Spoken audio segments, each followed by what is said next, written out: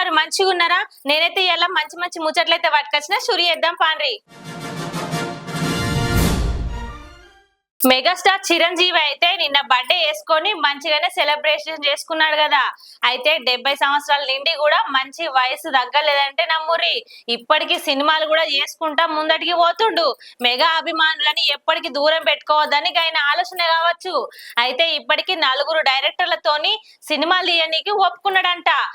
వశిష్ఠ, అనిల్ రావిపూడి, ఓదేల శ్రీకాంత్ ఇట్లా ఇంతమంది డైరెక్టర్లతోనైతే మూవీ తీయనీకి ఒప్పుకున్నాడంట నుల్లా. ఇక ఇప్పుడైతే మనశంకర వరప్రసాద్ అయితే అందులో అయితే సినిమా తీస్తున్నాడు కదా. ఇక సినిమాలో ఒక పోస్టర్ అయితే రిలీజ్ చేసిర్రులా.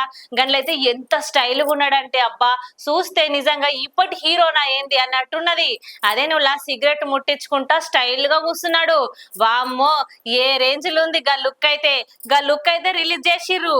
ఇక చూసినాక అభిమానులు అంత మస్తుగా ఆలోచన చేస్తారు ఎంత మంచిగా ఉంటుందో సినిమా అని. ఇక ఈ సినిమా అయితే ఇప్పుడు వచ్చే సమ్మర్ లా రిలీజ్ చేస్తారంట. మిగతా 3 సినిమాలు కూడా ఓటెన్ రిలీజ్ అవుతాయి. ఇక చిరు అభిమానులందరికీ కూడా నిజంగా ఇది పండగనే అని చెప్పచ్చు. మొత్తంలా ఆయనకు గిఫ్ట్ ఇవ్వాల్సింది పోయి చిరు అభిమానులకు ఆయననే పెద్ద గిఫ్ట్ ఇస్తున్నాడు. ఇక గీతీరు సినిమాలు నిజంగా మంచిగా చేస్తాడు. మంచి క్యారెక్టర్లు అయితే ఒప్పుకుంటాడు. చిరంజీవినే మెగాస్టార్ చిరంజీవి పేరు నిలబెట్టుకుంటుండు. హీరో నారా రోహిత్ ఉన్నాడు కదా నుల్లా. ఇక ఆయనకైతే పెద్ద చిక్కచ్చి పడ్డదని చెప్పచ్చు. ఎందుకంటే గిదెక్కడ ముచ్చట్రా నాయనా అని అనుకుంటుండేమో. అయితే మొన్న ఏదో అన్నాడంట వాటు సినిమా చూడొద్దని. ఇక ముచ్చట మొత్తం చక్కర్లు కొడుతుంది దునియా అంతా. ఎందుకన్నాడు? ఏమిటికన్నాడు? వాటు సినిమా ఎందుకు చూడొద్దంటాడు? ఆయన సినిమాని చూడమంటాడా? అయితే ఆ వీడియో కూడా గైన దాకా చేరిందంట నుల్లా. చూసినాక కూడా దాని మీద స్పందించాలన్న ఉద్దేశం కూడా లేదని చెప్పుకొచ్చిండంట. వామ్మో ఎంత ధైర్యముల్లా. నిజంగా నారా రోహిత్ హీరోనే కదా. ఇక ఆయన ఎందుకు చూడొద్దంటాడు సినిమా? నేమిటికంటాడు? అస్సలు అర్థం కాకొచ్చింది.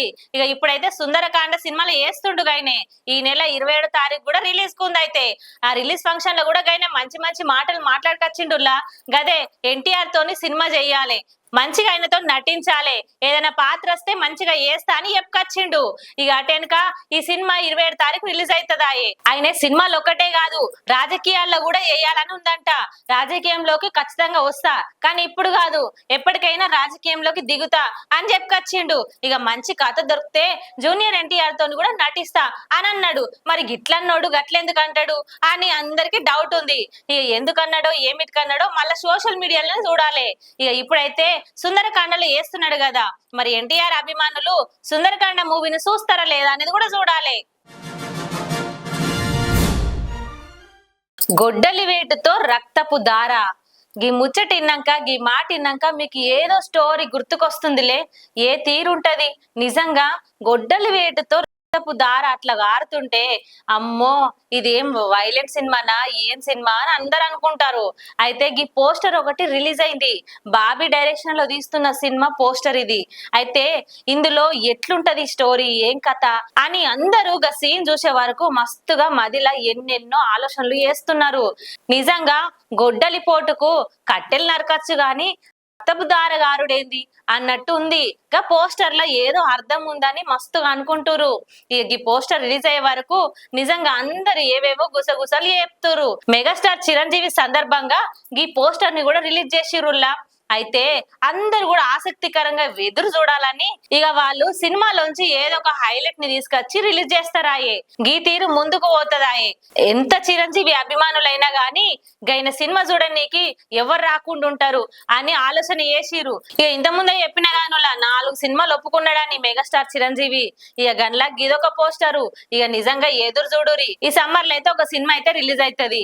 అటెనక ఇంకా 3 సినిమాలు కూడా చేస్తాడు. ఇక చిరు అభిమానులు నిజంగా పండగ చేసుకోవచ్చు. గివి నిల్ల ఇయాల్టి ముచ్చట్లు. మళ్ళీ ముచ్చట్లతో మళ్ళీ కలుస్తా. అప్పటిదాకా మళ్ళీ చూస్తూనే ఉండరు ఈ మంగమ్మ ముచ్చట్లు. లైక్ చేయండి, షేర్ చేయండి, సబ్స్క్రైబ్ చేయండి. మరిన్ని వీడియోల కోసం బెల్ సింబల్ పై క్లిక్ చేయండి.